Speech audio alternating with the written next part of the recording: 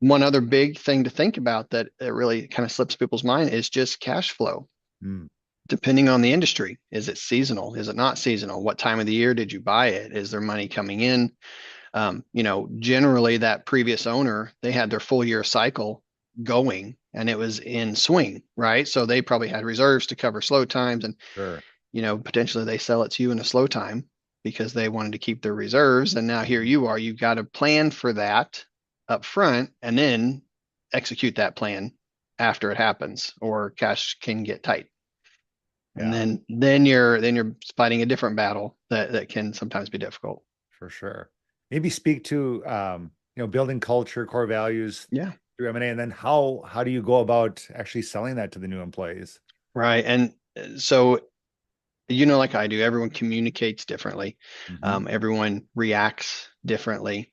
And generally, my employees are all introverted and they need a little time. They need a little time to think about it.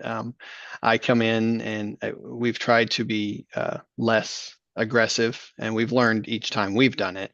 But if you come in and you just say, you know what, this is what we're doing, you're going to act like this from now on, it's just not going to work. They're going to be upset. They're going to start looking for another job.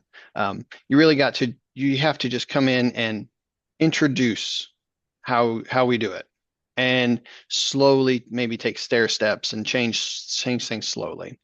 Um, that's what I've seen to be the best, but you do want to be very deliberate and intentional as well. Mhm. So while you're giving them time to cope, so to speak, or just come to terms with how the new way to do it is, or the new, setup and the new support that they have, if you throw that all on them at once, it can scare people.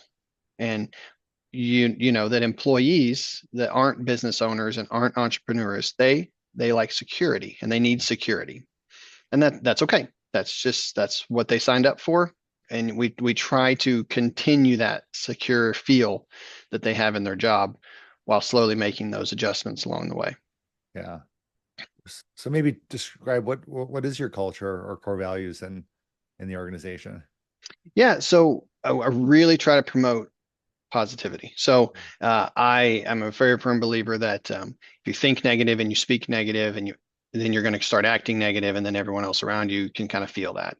I believe that if you have a positive attitude, if you're a faith person and you stand strong on your faith, I do, that can exude out of you. And I think our culture, long way to answer your question, our culture starts with each person. And if that positivity and that positive attitude and that we are going to succeed in whatever we do, even if we break out into, if we have a team group going on, if we have the firm as a whole, as long as that positivity remains and that moving forward attitude remains, then that I would think that sums up our culture right there. And when someone doesn't buy into that, if we've always got someone that has a negative tone to them, honestly, they've weeded themselves out of our firm Mhm. because the darkness doesn't like the light. And Right. so they will just eventually start looking for another job, and suddenly we see that they're leaving. So